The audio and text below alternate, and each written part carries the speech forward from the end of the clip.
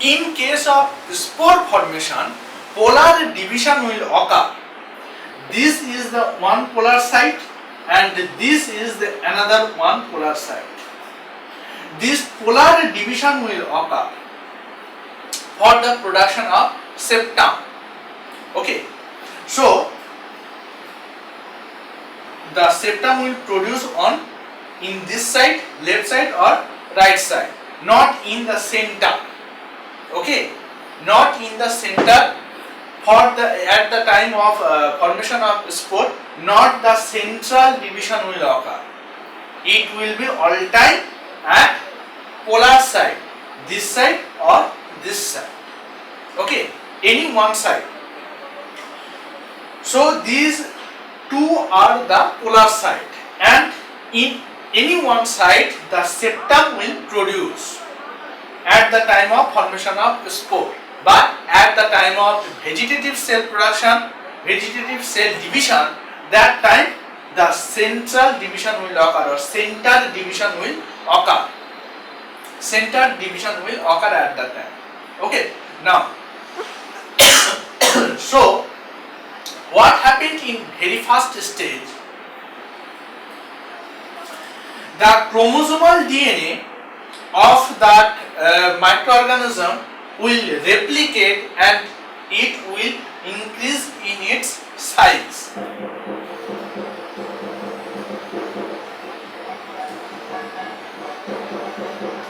So the chromosomal DNA size will increase. Okay. Now, in case of spore formation, there has many protein involvement, but within that proteins there is two important protein. First one is Reg A protein. First one is Reg A protein, and second one is Div4A protein. Okay, these are the two important proteins which are involved in the formation of spore. One is Reg A protein, another one is Div4A protein.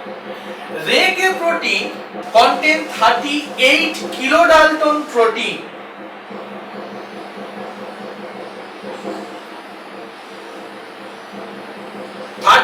Kilodalton protein, which helps to build and maintain the strength of this chromosomal DNA. Maintain strength. STRENGTH. Strength. Okay.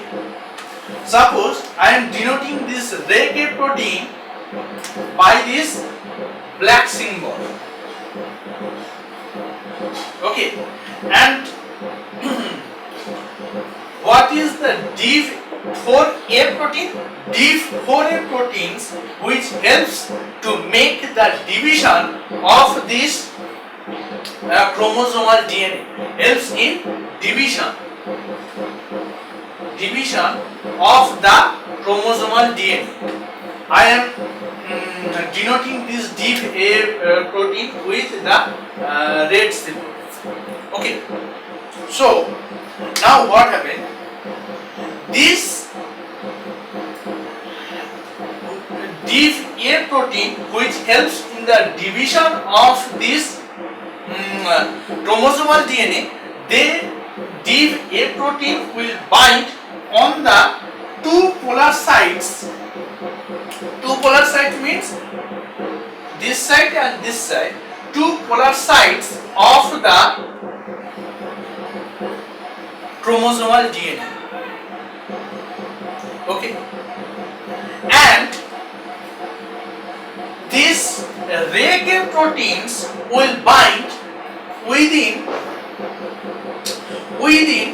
this between this chromosomal DNA portion. Now what happens? If A proteins which are already attached at the two polar side, they will stretch that chromosomal DNA.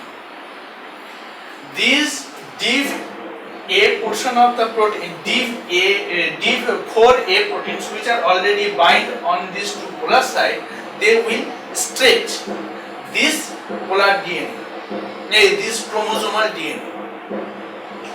And at the time of stretching, these red A proteins are involved to maintain the strength of this chain.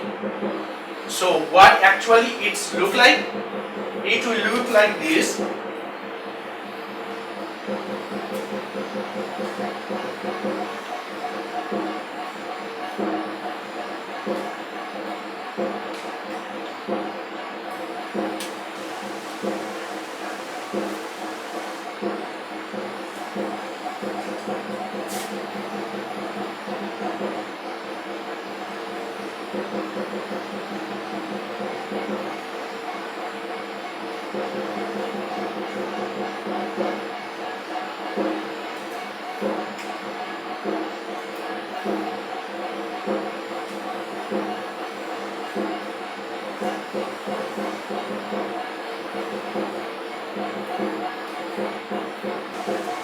It will look like this type of structure.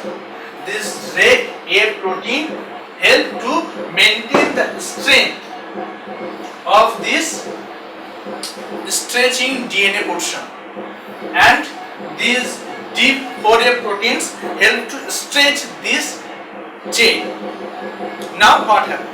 Actually what happened, I am showing it with the example. Suppose the girder which in my hand is the chromosomal DNA, and the division 4A protein or deep 4A protein will bind on the two polar side of this chromosomal DNA, and they will stretch this chromosomal DNA like this, and at that time the red A proteins will bind within this chromosomal DNA and maintains the strength and elasticity of this chromosomal DNA.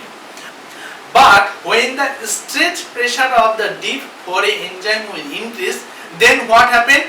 Then it will break like this, and after that you can see that one side will win and one side will lose. One side will get more portion of this chromosomal DNA and another portion will get very less amount of this chromosomal DNA. So the one portion will win and another portion will lose. Now what happens?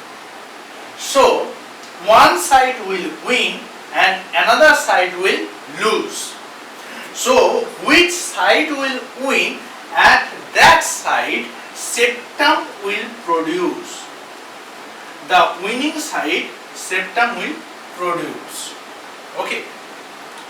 The winning side is called sporangium. The winning side is called forespore. F-O-R-E, forespore. Because this side, after the development of this side will be formed in spore. So before that it is called forespore, and the remaining part is called sporangium.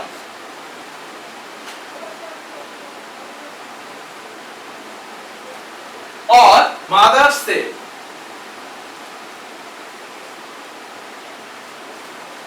Okay. So winning side is called forespore and remaining portion is called sporangium. So after that what happened? This mother cell or sporangium part will engulf this forespore portion. So sporangium will engulf this forespore portion. So what will happen?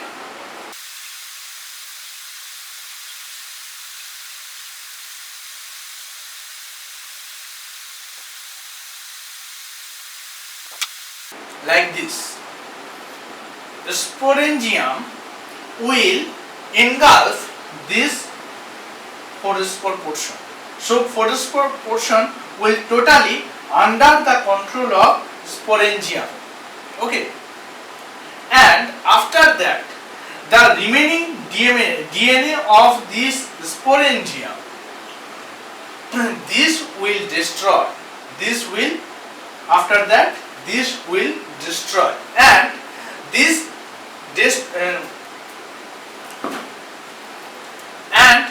destroyed DNA of the mother cell will, after the destroy of this DNA of the mother cell or sporangium, will help to produce the cortex peptidoglycan layer,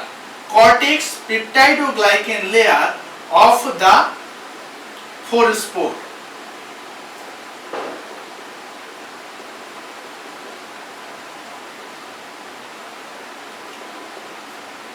I am repeating this portion. At first, what happened? This phorespore portion will be engulfed by the sporangium.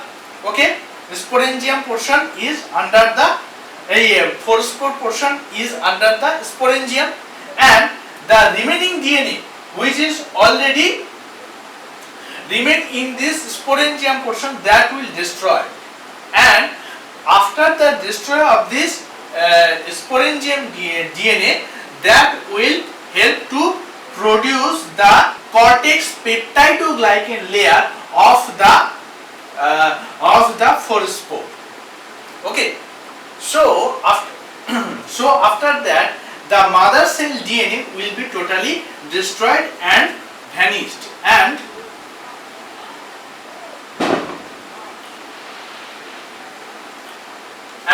the rigid peptidoglycan layer will form on this phorespore. Okay. Now, in the space of this mother cell, in this portion there has dipicolinic acid.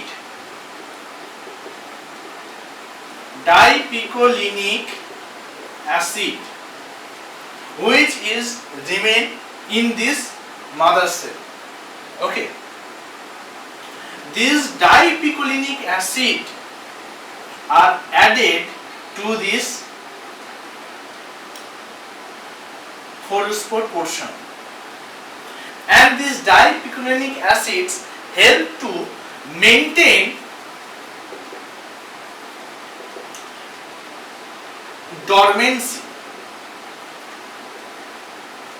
This is the first function of this dipicolinic acid, which are involved in this phorespore from this sporangium.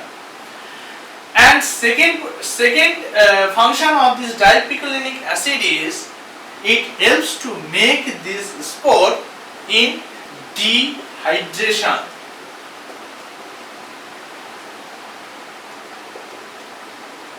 So, what will be the advantage of this spore dehydration?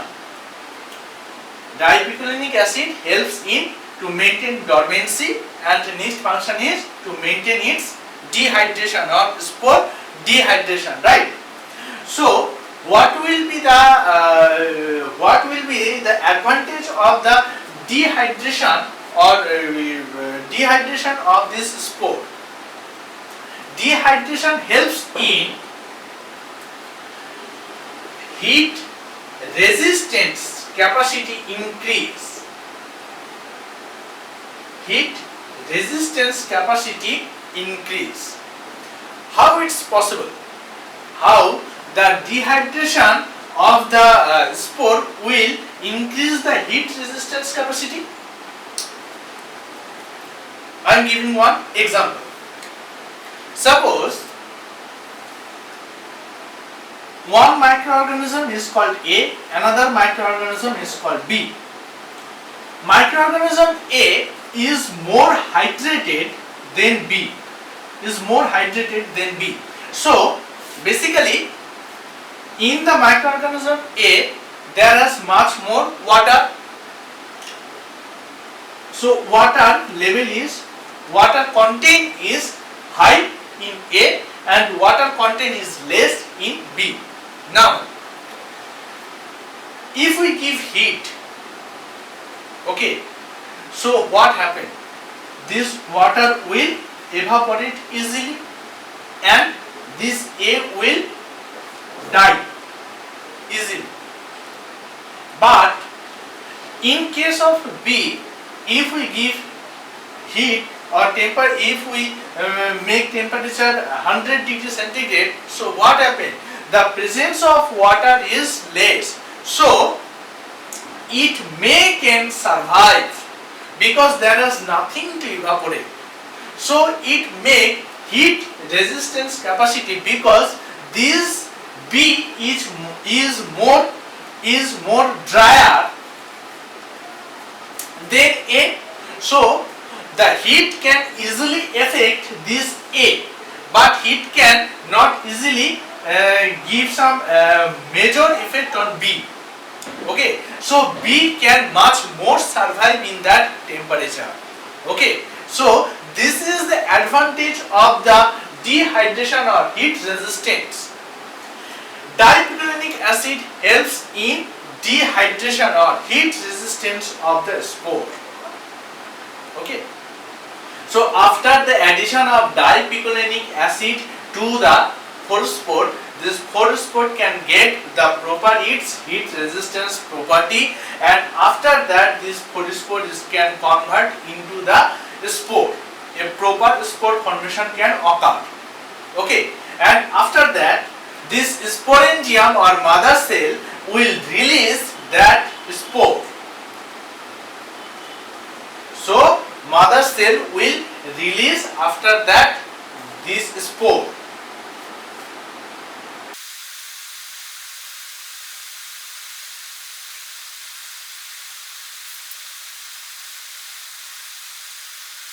So now this spore is released.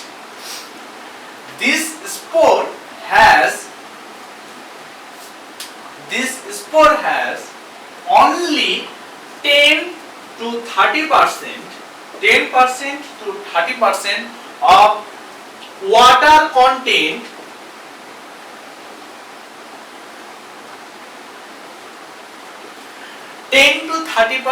of the water content from its vegetative state.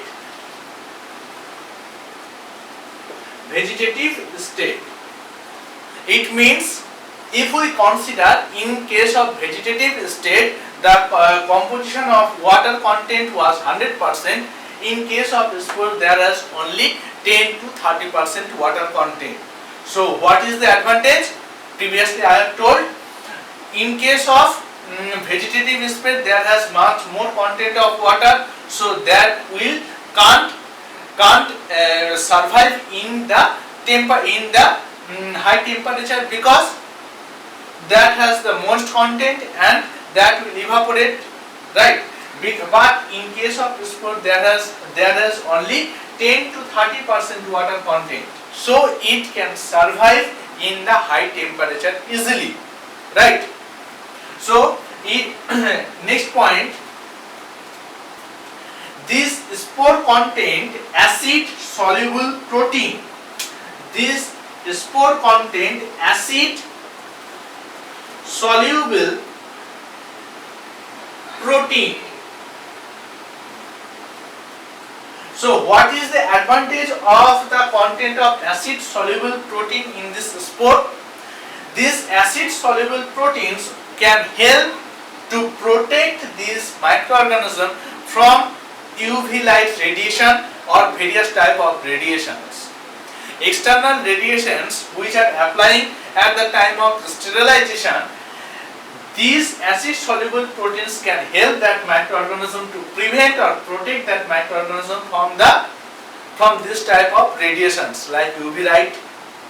Okay, and third one, the toxic element, the level of toxic element in case of spore, it has much more toxic element than the vegetative state. It has much more toxic element,